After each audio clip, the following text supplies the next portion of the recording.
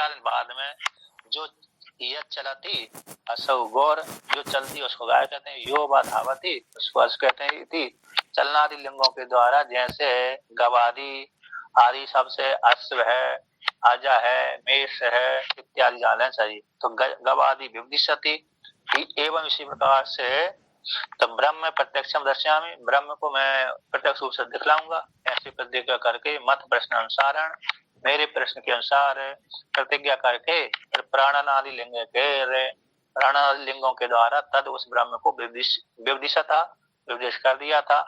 ते तुम्हारी प्रतिज्ञा हानि, तुम्हारी जो प्रतिज्ञा है वह हानि हो जाएगी, हानि हो गई। अनवधेय वचनता, आपके वचन में कैसी अवधेयता नहीं, अश्रद्धेयता वचना, श्रद्धा का विषय नहीं बन रहे। आपका जो वचन कैसा है धारण करने के योग्य नहीं है। अवधेयता, अवधेय धारण करना और अनवधेय धारण नहीं करना, यानी 7 नंबर टिप्पणी में लिख दिया कि अश्रद्धेय वचनता। तो आपकी जो वाणी है, वचन है, श्रद्धेय का विषय नहीं है, क्योंकि प्रतिज्ञा के विपरीत यदि उत्तर देता है फिर वो व्यक्ति की वाणी ग्रहण करने के योग्य नहीं होती, मानने योग्य नहीं होती। फिर तो ऐसा हो गया पर उपदेश कुशल बहु तेरे, है क्या नहीं? पर उपदेश कुशल भैवा शांति स्वयं प्राप्ते, स्वयं कर्म प्राप्ते कच्छदेव प्रवर्तते। जैसे दूसरे को उपदेश करना तो बहुत सरल हो गया, लेकिन वही कर्म वही उपदेश से स्वयं के ऊपर जब लागू हो जाता है तो मुश्किल से ही व्यक्ति करते हैं, है क्या नहीं? तो ये तुलसी के रामायण भी है, श्लोक भी है, पर उपदेश कुशला भैवा शांति, शायद उसका देवी भागवत पुराण का श्लोक है, देवी भागवत पुराण का भी है अथवा शिव पुराण का भी और भागवत पुराण का, इनमें लगभग आता रहता है। तो उसी तथ्य को, उसी कार्य को यदि वक्ता के ऊपर लागू हो जाता है ना, वक्ता के ऊपर तुम भी करके बताओ, तो कभी कभी कोई वक्ता तो कर देता है कार्य, लेकिन कोई तो नहीं करते। इसलिए तुलसीदास भगवान ने उसी को लिख दिया था, पर उपदेश कुशल बहु तेरे। तो उसी प्रकार से यहाँ पर आपने जैसी प्रतिज्ञा करी, प्रतिज्ञा के विपरीत ही उत्तर दे दिया। तो आपकी वचन कैसी अनवधेयता वाली है, अश्रद्धेयता वाली है, वचन हो गया। तो प्रतिज्ञा की कहते प्रतिज्ञा और प्रश्न अनुसार, प्रतिज्ञा और प्रश्न के अनुसार अनुसरण करना चाहिए बुद्धिपूर्वकारी के द्वारा। तो आटा जो बुद्धिपूर्वकारी है, तो उनके द्वारा जैसी प्रतिज्ञा पूर्ण करी तो उसी के अनुसार है प्रश्न और प्रतिज्ञा के अनुसार भी उत्तर देना चाहिए। रघुकुल रीत सदा चली आई, प्राण जाए पर वचन न जाए, सही है ना जी? तो ये हो गए, तो प्रतिज्ञा करी थी इसलिए प्राण तो चले गए, वचन नहीं गए उनके। हाँ, वहां भी लगभग तो अरे राम जी यदि नहीं जाते तो गड़बड़ ही हो जाता है, क्या नहीं? राम जी यदि वहां पर भी नहीं जाते, कहे नहीं जाऊंगा मैं, तो प्रतिज्ञा तो लगभग तो छूट ही जाती। लेकिन राम जी ने, भगवान राम ने कहा नहीं, प्रतिज्ञा नहीं छूटना चाहिए, क्योंकि कोई चले गए। तो कहते हैं तो बुद्धिपूर्वकारी ना, तो बुद्धिपूर्वकारी के द्वारा प्रतिज्ञा प्रतिज्ञा हो गई और प्रश्न के द्वारा प्रश्न के अनुरूप ही अनुसरण करना चाहिए। तो इस प्रकार इसको लेकर कहते हैं कि किम बहुना, बहुत कहने से क्या लाभ है, त्यक्त्वा त्याग करके, किसको त्याग करके? कि गो तृष्ण निमित्तम ब्याजम, तो गो तृष्णा के निमित्त जो ब्याज है, छलवाद को त्याग करके। क्योंकि आपने गाय के गो की तृष्णा थी इसलिए झूठा ही बोल दिया। क्या बोल दिया? कह रहे मैं अपने लिए आश्रम में, गौशाला में विद्यार्थी रखता हूँ और गाय के दूध की कमी इसलिए मैं लेके जा रहा हूँ, ठीक है ना? ऐसे तो बोला था, मैं साक्षात ब्रह्म वेत्ता हूँ, ऐसा तो उन्होंने याज्ञवल्क्य ने नहीं बोला। लेकिन मेरे गौशाला में गायों की कमी है और मैं विद्यार्थियों को रखता हूँ और विद्यार्थियों के लिए दूध की आवश्यकता होती है ना? दूध नहीं रहेगा तो विद्यार्थी की बुद्धि कमजोर रह जाएगी। दूध न पान करने से, गाय के दूध पान करने से बुद्धि बढ़ती है, भैंस के दूध पान करने से बुद्धि मोटी होती है क्या नहीं जी? ऐसा सुना भी है। तो अरे उसमें आता है, अग्नि पुराण का वर्णन है, अग्नि पुराण में मैंने पढ़ा था। सुनी जी, कोलेस्ट्रॉल भी बहुत बढ़ाता, हार्ट ट्रबल आ जाती है, हृदय संबंधी दोष आते हैं। अग्नि पुराण है ना, अग्नि पुराण में ये औषधियों के विषय में वर्णन आता है, कौन औषधि क्या गुण क्या करती है क्या नहीं करती, तो वहीं पर मैंने पढ़ा ये तो। और जो टीवी पर भी सुना है मैंने, तो जैसे किसी किसी वैज्ञानिक मतलब ये इसका अरे राजीव दीक्षित का, तो राजीव दीक्षित का मैंने वो तो बहुत अच्छे हैं स्वामी जी, उनके सभी कैसेट सभी को सुनना चाहिए, वैसे बहुत अच्छे हैं। और राजीव दीक्षित के जो प्रवचन मैंने सुने थे कुछ कुछ, उसमें ये आया था। और दूसरा मैं अग्नि पुराण का वर्णन करता हूँ, अग्नि पुराण में ये आया है इस बार। अग्नि पुराण में आया था कि मेरे गाय का दूध सबसे उत्तम कहलाता है, और जो बुद्धि बढ़ाने की जो प्रक्रिया है, किसी बालक बालिका को बुद्धि बढ़ाना है, तो वहां पर अग्नि पुराण में वो प्रक्रिया आई है। अरे बच्छ है, ब्राह्मी है, शंख पुष्पी है, इनको गाय के दूध के साथ, जल के साथ, घृत के साथ पान करने से बुद्धि बढ़ती है। 1 महीना 2 महीना। आपने भी तो किया है ना स्वामी? हाँ, मैंने तो इसको प्रयोग किया है। अरे जहाँ पर फ्री मिल जाती थी वहां पर उखाड़ लेते थे आश्रमों में। तभी तो आप वेदांत समझा पा रहे हैं।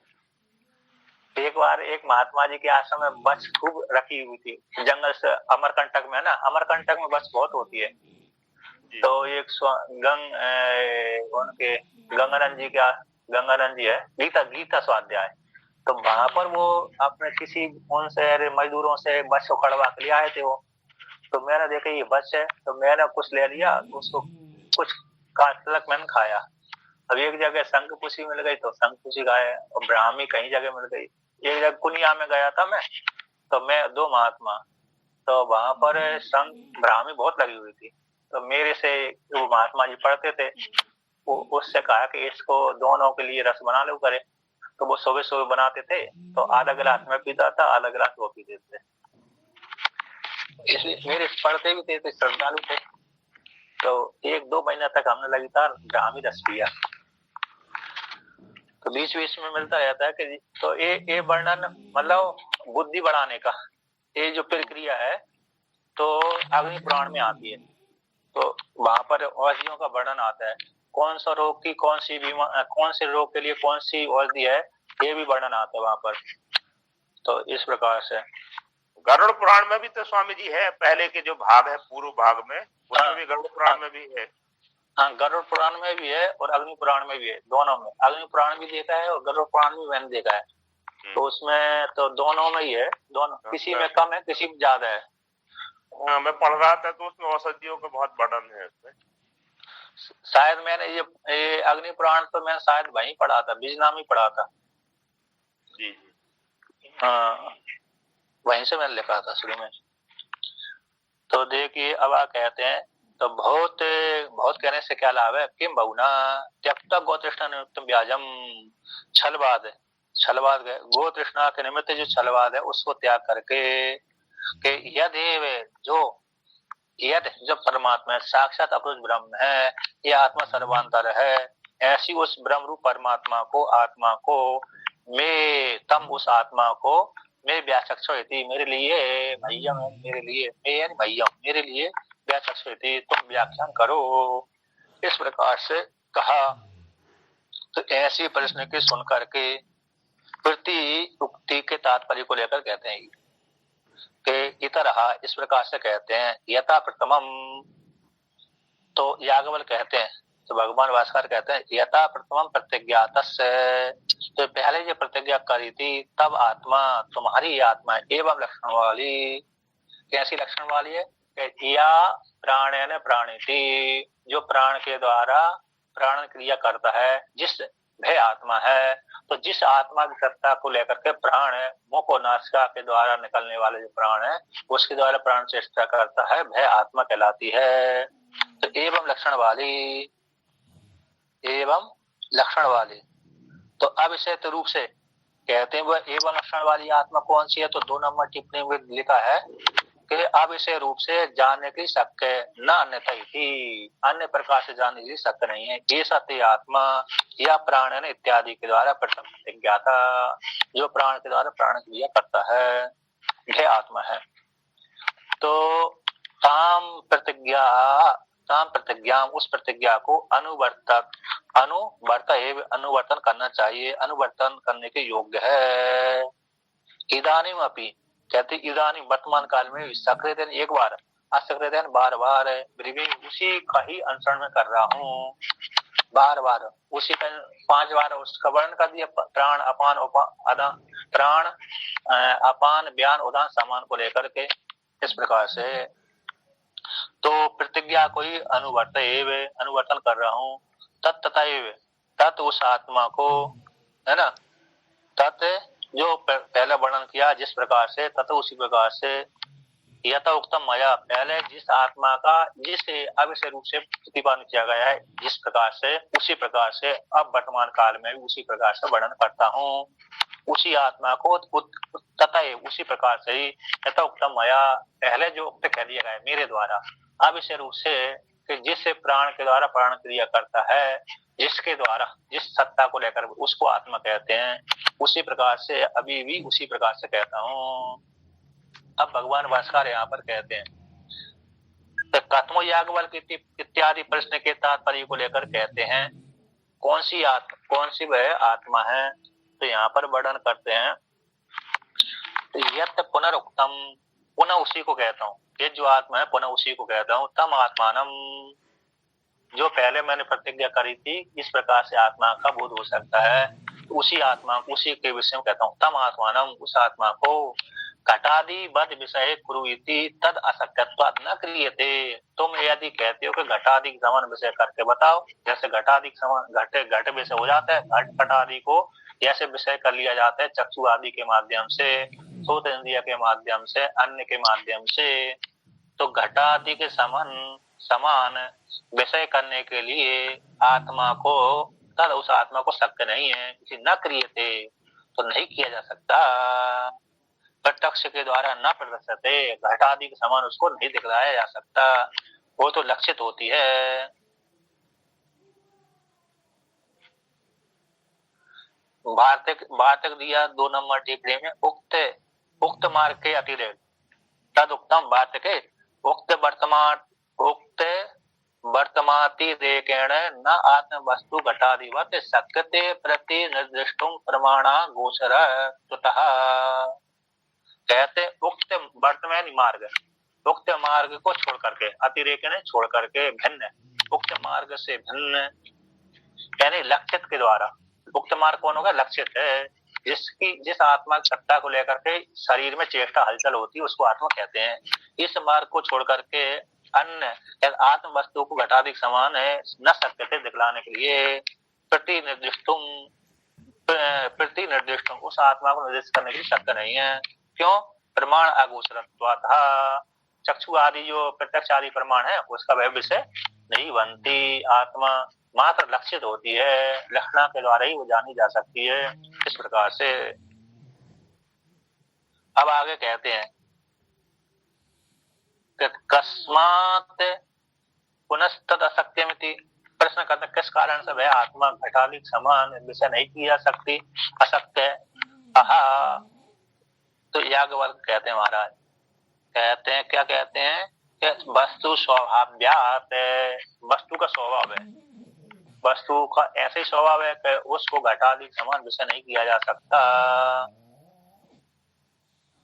है ना। जैसे आकाश का चक्षु आदि का विषय हो ही नहीं सकता, चक्षु का मात्र सूत्र के द्वारा जाना, शब्द गुण का आकाशम, शब्द गुण वाला आकाश है, तो शब्द को लेकर के शब्द गुण वाला कहते हैं, शब्द को लेकर के आकाश का ज्ञान होता है, अवकाश इस प्रकार से ज्ञान होता है, लेकिन रूप के द्वारा नहीं, चक्षु के द्वारा नहीं जाना जा सकता आकाश। उसी प्रकार से आत्मा भी प्रत्यक्ष आदि इंद्रियों का विषय बनती नहीं है। परांची खाने वर्णत स्वयंभू, परमात्मा ने इंद्रियों को बहिर्मुखीभूत बनाया, आत्मा को विषय नहीं करती, मात्र मन के द्वारा ही आत्मा लक्षित होती है।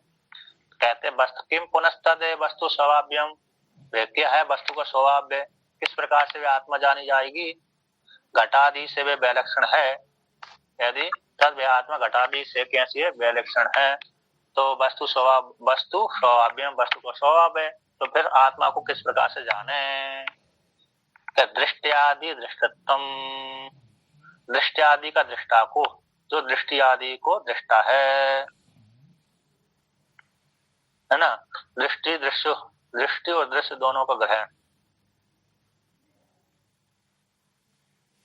दृष्टा दर्शन दृश्यानाम संगतानाम, 4 नंबर टिप्पणी में लिखा है वार्तिक में, दृष्टि दर्शन दृश्यानाम संगतानाम परस्परम साक्षित्वम आत्मनो नित्यम वस्तु स्वभाव्यम उच्यते। एक वार्तिक है, दृष्टा हो गया, दर्शन हो गया, दृष्टि चेतन हो गया जीवात्मा, और दर्शन यानी वृत्ति हो गई, और दृश्य यानी घटादि रूप हो गए। इन तीनों का संगतम, संगातनाम, संगात यानी मिला हुआ, परस्परम संगात, इन तीनों का साक्षित्वम, आत्मा का, इन तीनों का जो साक्षी आत्मा है, वह आत्मा कैसे नित्य है, वस्तु स्वभाव्यम उच्यते, वो कैसे नित्य स्वभाव वाली वस्तु रूप से कही जाती है। तो जो दृष्टा दर्शन दृश्य, इसको त्रिपुटी बोलते हैं। इन त्रिपुटी को त्याग करके तो ध्याता ध्यानम परित्यज्य ध्येय मात्र गोचरा, ऐसा पंचदशी में आया है।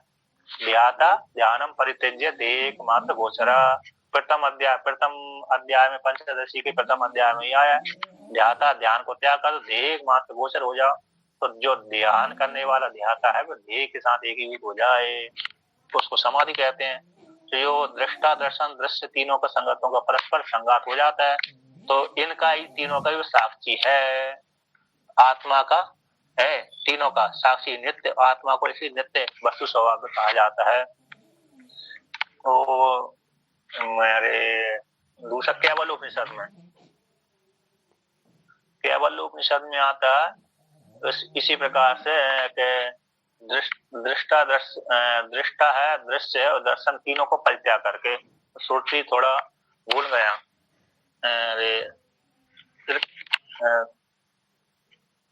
त्रिधामसु त्रिशु धामसु लोके, त्रिशु धामसु,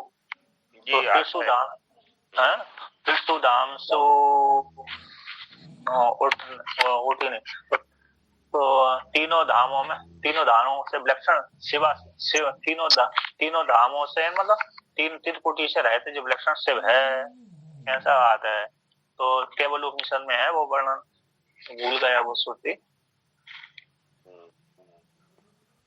त्रिशु धामसु यद भोग्यम भोक्ता भोगस्य यद भवेत् तेभ्यो विलक्षण साक्षी चिन्ह मात्र हम सदा सेवा।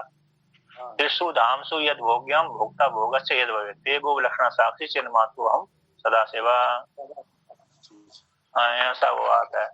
जागृत सुसुप्ति, जागृत से स्वप्न सुसुप्ति से पृथक भी है, और त्रिपुटी से भी रहित है। सभी में उसका बाद नहीं होता है, एक अवस्था का दूसरी अवस्था में बाद होता रहता है, किंतु चेतन रूप आत्मा का बाद नहीं होता। ऐसा वो तीनों अवस्थाओं से त्रिपुटी से रहित परमात्मा है, ऐसा इस केवल उपनिषद में आता है। तो इस प्रकार से तो ये आत्मा का नित्यत्व वस्तु स्वभाव कहा गया है। तो ऐसे जो वस्तु का स्वभाव, दृष्टा का दृष्टत्व, दृष्टि आदि का दृष्टत्व, तो दृष्टा ही आत्मा, दृष्टि के दृष्टा को ही आत्मा कहते हैं, क्योंकि दृष्टि का जो दृष्टा है तो आत्मा है। तो आप यहाँ स्वप्न और सुषुप्ति में थोड़ा सा फर्क बता दीजिए। स्वप्न में, स्वप्न तो आप मेरे मन के द्वारा देखेंगे, है क्या नहीं? अब सुषुप्ति में तो कोई इंद्रिय रहती नहीं है, जो हम मन भी वहां पर नहीं रहता, लेकिन वेदांत में अविद्या की वृत्ति मानते हैं। तो अविद्या की वृत्ति मानते हैं, तो वहां पर अविद्या की वृत्ति इतनी सूक्ष्म होती है कि बोध ही नहीं हो पाता, अनुभूति तो होती है, लेकिन ये हम बतला नहीं कर सकते कि हमने आत्मा के स्वरूप को देखा, आत्मा का आनंद का अनुभव किया। अब वही अविद्या की वृत्ति जब स्वप्न में आती है, तो स्वप्न की वृत्ति के साथ युक्त हो जाती है, तब फिर मन कार्य करने लगता है। तो वहां पर फिर व्यक्ति जानता है। फिर जागृत अवस्था में या जो सुसुप्ति में जो अनुभूति करी वो जागृत अवस्था में जानता है, स्वप्न में भी नहीं जान पाता, लेकिन जागृत अवस्था में अकेले जान पाता है। तो इसलिए या स्मृति अनुभव पूर्विका अरे व्याप्ति है, अनुभव व्याप्ति है ना। तो जो जो भी स्मृति होती है वह अनुभव पूर्विका होती है। तो सुसुप्ति में उसने अविद्या की वृत्ति थी, इसी हेतु से उसने अरे सूक्ष्म वृत्ति थी, लेकिन वो स्थूल होती तो फिर प्रत्यक्ष हो जाता, उसको मैं आत्मा के साथ एकीभूत हुआ हूँ। इसलिए वहां पर अपने आप को जड़भूति मानता है व्यक्ति, मतलब अनुभूति तो हो रही है लेकिन जड़ के जैसा पड़ा रहता है सुसुप्ति में। इसलिए वहां पर साक्षात इंद्रिय मन आदि नहीं है, क्योंकि मन आदि प्राण में लीन हो जाते सुसुप्ति में जाते ही, तो यही उसकी जड़ावस्था कहते हैं। इसलिए और जो पूर्व मीमांसा और नैयायिक सुसुप्ति अवस्था में चेतन आत्मा को जड़ कहते हैं जी। ये उसमें भेद है। पंचदशी में उसको उद्धृत किया है, अविद्या की वृत्ति सुसुप्ति में रहती है। पंचदशी में किसका विवरणकार का विवरणकार ब्रह्म सूत्र के ऊपर जो पंचपादिका टीका है उसमें आया है, तो उन्होंने वहां पर चित्सुकी आदि में उठाया उसी को, तो वहां से फिर विवरणकार के मत को पंचदशी में उठाया है जी। तो ये भी शायद कहाँ पर आया है, कूटस्थ दीप विवेक प्रकरण आदि में आया है, कूटस्थ में 8वें अध्याय में है या तो 7वें में, ऐसा कहीं में है वहाँ पंचदशी में। ना हो स्वामी जी तो व्यक्ति पागल हो जाता है। अब ना हो तो कह ही नहीं सकते, परमात्मा ने पहले से ही बनाया है। कई लोगों की जो नींद चली जाती है ना स्वामी जी, फिर वो नींद चली जाना, सुसुप्ति में जाकर परमात्मा शंकराचार्य माधवाश्रम जी महाराज से सुसुप्ति पर लंबा सत्संग हुआ है और प्रवचन सुने हैं पुरी के शंकराचार्य जी के। सुसुप्ति के बारे में 2-3 दिन उन्होंने बोला था।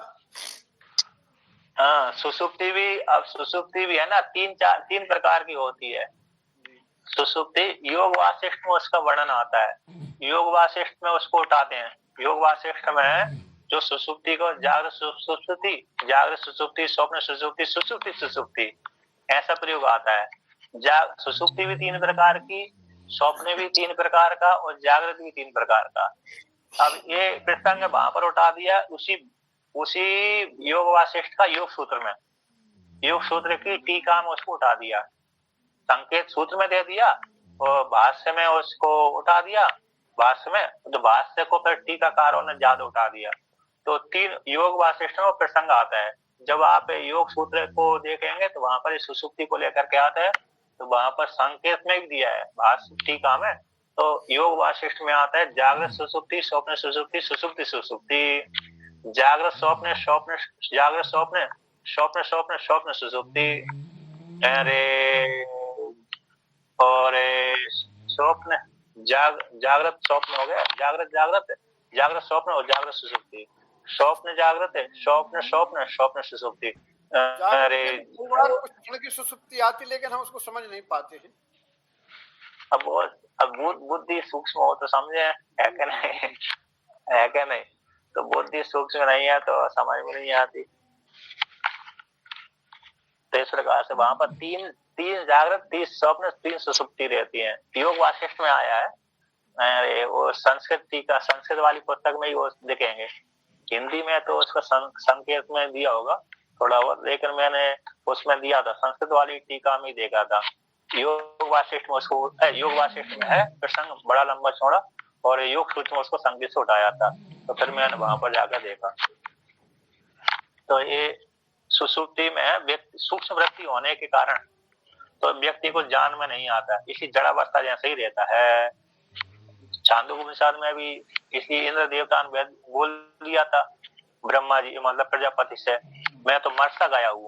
यद्यपि मरा नहीं था, सुसुप्ति में तो अपने पराये का कोई भेद ही ज्ञान ही नहीं होता है, मैं हूँ का इसका ही भान नहीं रहता, इसलिए आप मेरे को तत्व का उपदेश करिए। तो ऐसा इंद्र ने प्रजापति से कहा। फिर उन्होंने कहा ठीक है, ये सत्य आत्मा सर्वांतरा ऐसा वर्णन कर दिया। अमृतो अजरो अमरो अभय ऐसा प्रयोग कर दिया था। जो पहले पर्याय में उपदेश किया उसी को वर्णन कर दिया था। लक्षित हो गई, फिर वो तीनों अवस्थाओं से रहित है। ठीक है ना। तो ये इस प्रकार से सुसुप्ति ऐसी होती है, सुसुप्ति में कि जड़ अवस्था जैसी मालूम होता है। वृत्ति अविद्या की वृत्ति रहती है, साक्षात वृत्ति नहीं रहती, इसलिए व्यक्ति को ज्ञान नहीं हो पाता कि मैं वहां पर खा रहा हूँ, पी रहा हूँ, सो रहा हूँ, परमात्मा साथ एकीभूत हूँ, ऐसा ज्ञान नहीं हो पाता। बस जागृत अवस्था में ऐसे बोलता हम सुखम स्वापसम न किंचित अवेदिशम, तो मैंने कुछ नहीं जाना, अच्छी प्रकार सोया, बस ये हो अविद्या का ज्ञान प्रकाशन कर दिया, इस प्रकार से जाना जाता है। अब आगे वर्णन करते हैं कि दृष्टि का दृष्टा कैसा, वो दृष्टि का दृष्टा है। तो दृष्टि का तो यहाँ पर षष्ठी विभक्ति है, और दृष्टा है प्रथमा है हो गया, तो दृष्टि का दृष्टा हो गया। वो कैसे दृष्टि का दृष्टा आत्मा हो गया, क्योंकि दृष्टि का दृष्टा में साक्षात भी है। यहाँ पर कैसे जब वाक आएगा ना, तो दृष्टि का दृष्टा, तो यहाँ पर आगे में साक्षात इसी के ऊपर आता है, तो दृष्टि के दृष्टा को, तो दृष्टि यहाँ पर षष्ठी विभक्ति के अर्थ में है, तो इसको फिर बाद में कर्म में रिप्रयोग कर देते हैं। तो ऐसे दृष्टि का दृष्टा वो आत्मा है। स्वभाव विपरिलोप असंभव, ही शब्द अच्छे ही शब्द आया 6 नंबर टिप्पणी दिया, स्वभाव के विपरिलोप का संभव नहीं है, इसलिए ही शब्द है। तो आत्मा अपने स्वभाव का परिलोप नहीं करता। अब कहते हैं दृष्टि का दृष्टा आत्मा है ना, दृष्टि को प्रकाशन करने वाला, दृष्टि को देखने वाला, वृत्ति को जानने वाला, एक एक जो वृत्ति मन में, एक एक जो वृत्ति उठ रही है ना मन में, इंद्रियों की चेष्टा, मन की वृत्ति, उसको सबको प्रकाशन करने वाला है आत्मा है। तो अब 2 प्रकार की दृष्टि को लेकर कहते हैं, दृष्टि द्विधा भवती, दृष्टि 2 प्रकार की होती है, लौकिकी पारमार्थिकी चाइती, लौकिक दृष्टि और पारमार्थिक दृष्टि, तो 2 प्रकार की दृष्टि कर दी है। तो लौकिक दृष्टि और पारमार्थिक दृष्टि को लेकर कहते हैं, तत्र लौकिकी चक्षु संयुक्त अंतःकरण वृत्ति, लौकिक दृष्टि को इसको कहते हैं चक्षु से युक्त अंतःकरण की वृत्ति को लौकिक दृष्टि कहते हैं। और सा क्रियते इति जायते विनश्यति च, जो लौकिक दृष्टि है बनाई जाती है, घटपट आदि को लेकर बन जाती है, उत्पन्न होती है, जायते विनश्यति, जब उत्पन्न हो गई तो नष्ट हो जाती है कि नहीं, उत्पन्न होती है वो नष्ट भी होती है, बनाई भी जाती है।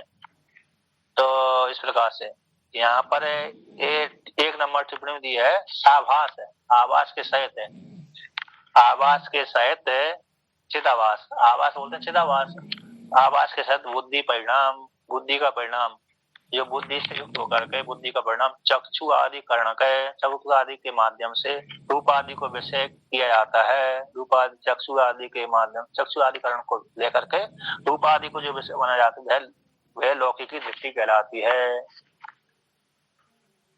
ना जी। अब आप कहते हैं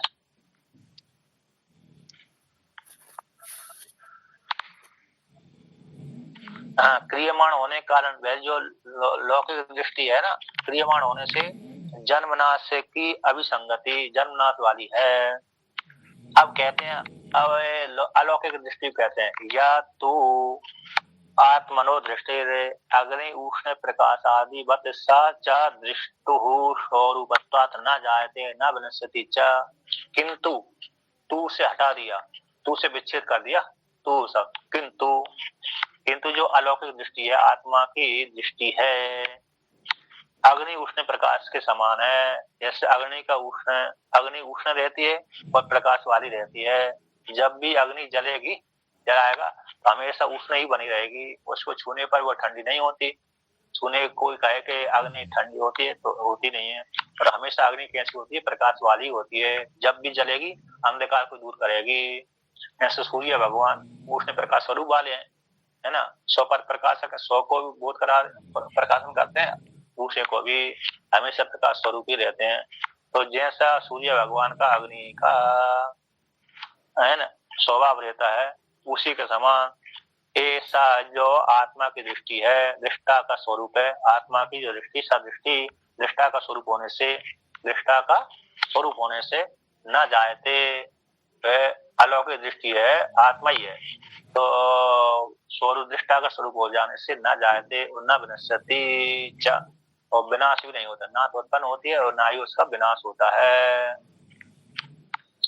अब कहते हैं ऐसी जो आत्मा स्वरूपभूता दृष्टि है उसका विनाश आदि कुछ भी नहीं होता स्वरूपभूता दृष्टि का।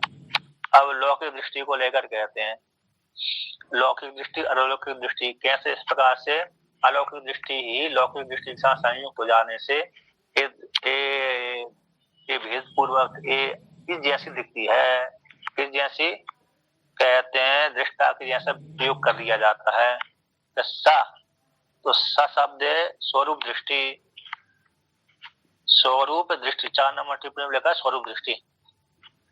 क्रियमाण उपाधि भूतया संसृष्टा इव विपदिश्यत दृष्टा इति, क्रियमाण जो बनाई जा रही है सावास अंतःकरण को लेकर के, बुद्धि के परिणाम को लेकर के, चक्षु आदि के माध्यम से रूप आदि को विषय बना करके जो रूप आदि को विषय बनाई जाती है, ऐसी जो लौकिक दृष्टि है जो बनाई जाती है क्रियमाण जनन होने से, जन्म होने से, ऐसी दृष्टि के द्वारा क्रियमाण उपाधिभूत दृष्टि के साथ संश्लिष्ट ही वे संश्लिष्ट के समान संश्लिष्ट रहती है। संश्लिष्ट ही कौन? अलौकिक दृष्टि। तो संश्लिष्ट के समान होने से तो व्यपदिश्यते दृष्टा, तो जैसे चक्षु आदि को देखता है, इस चक्षु आदि के माध्यम से देखा जाता उसी प्रकार से, तो उस लौकिक दृष्टि के साथ युक्त रहने के कारण, मिली हुई रहने के कारण तो ये दृष्टि का दृष्टा है, दृष्टि को जानने वाला, इस प्रकार से प्रयोग कर दिया जाता है ना। दृष्टि का दृष्टा व्यपदिश्यते दृष्टयति, विपदेश किया जाता है, उपदेश, विपदिश्यते नहीं उपदिश्यते, उपदेश कर दिया जाता है कि दृष्टि का दृष्टा है, इस प्रकार से दृष्टा इति। अर्थात लौकिक दृष्टि के साथ नित्य दृष्टि मिली होने के कारण संश्लिष्ट इव, तो संश्लिष्टा इव संश्लिष्ट मिली हुई, संश्लिष्ट है, संगत है, संसर्ग है, ठीक है ना। तो इसके संसर्ग के समान युक्त होने से, मिली हुई के समान होने से तो व्यपदिश्यते विपदेश कर दिया था, ये दृष्टा है, दृष्टि का दृष्टा है। कहते भेदवत है, भेद वाला, अच्छा दृष्टा दृष्टि और भेद वाला, भेद के समान भी है, अलग अलग है, संश्लिष्ट, तो उससे दृष्टि का दृष्टा होगा, ये दृष्टा कहलाते हैं भेदवत, भेद वाला। 7 नंबर टिप्पणी में भिन्न रूप से, तो दृष्टा दृष्टिचा, दृष्टा और दृष्टि, दृष्टा देखने वाला दृष्टा होगा और दृष्टि जिस जो वृत्ति बन रही है वो दृष्टि हो गई। तो भेद रूप से भी है, अभिन्न रूप से और भिन्न रूप से, मिल जाने के कारण अभिन्न रूप से। जब व्यक्ति थोड़ा विचार करता है, अरे मेरी बुद्धि आज काम नहीं कर रही, तो भेद रूप से हो गया, तो दृष्टा अलग हो गया, दृष्टि अलग हो गई। बुद्धि ने काम ठीक नहीं किया, आज निर्णय नहीं कर पाया मैं, संकल्प विकल्प मेरा खराब, मन मेरा विचलित था, इसी संकल्प विकल्प ठीक अच्छी प्रकार नहीं कर पाया, बुद्धि निर्णय नहीं कर पाया, तो दृष्टि अलग हो गई, चक्षु आदि के माध्यम से युक्त होकर के जो दृष्टि है अलग हो गई, और दृष्टा अलग हो गया, तो भेद वाला होने से भिन्न रूप से। अब ये अलौकिक दृष्टि लौकिक दृष्टि के साथ युक्त हो जाती है, इस प्रकार से विचार किया जाता है। अब लौकिक दृष्टि भी अलौकिक दृष्टि के साथ युक्त होती है, तो उसको लेकर कहते हैं कि या असौ लौकिकी दृष्टि, जो लौकिक दृष्टि है चक्षुर द्वारा रूप उपरक्ता, चक्षु आदि इंद्रियों के द्वारा रूप से युक्त हो जाती है ना, रूप से उपरक्त हो जाती है, रूप से युक्त हो जाती है। जायमान है, जब रूप के साथ जुड़ जाती है, चक्षु आदि जो बुद्धि का भी परिणाम है, रूप चक्षु के माध्यम से रूप के पास में जाता है, तो रूप के साथ उत्पन्न होती, तो चक्षु के माध्यम से घट वाला रूप देख लिया, पट वाला रूप देख लिया, तो रूप से युक्त होकर के